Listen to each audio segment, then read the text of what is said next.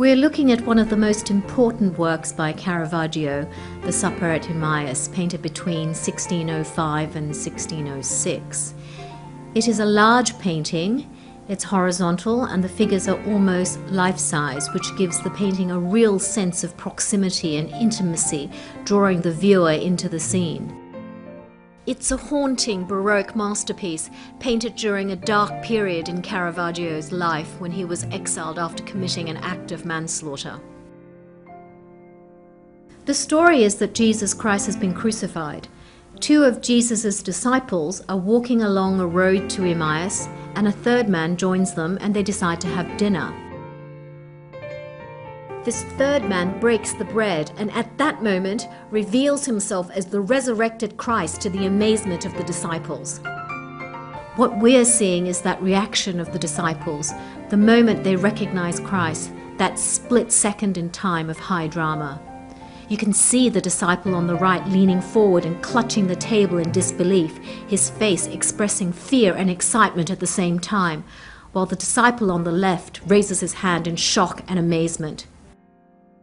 All eyes are on Christ.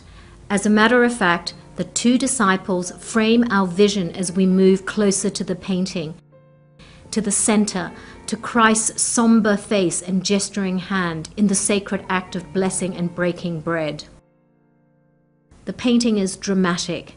You can see the contrast between the intensely dark background and Caravaggio's ability to play with light, which draws our eyes to exactly what he wants us to see.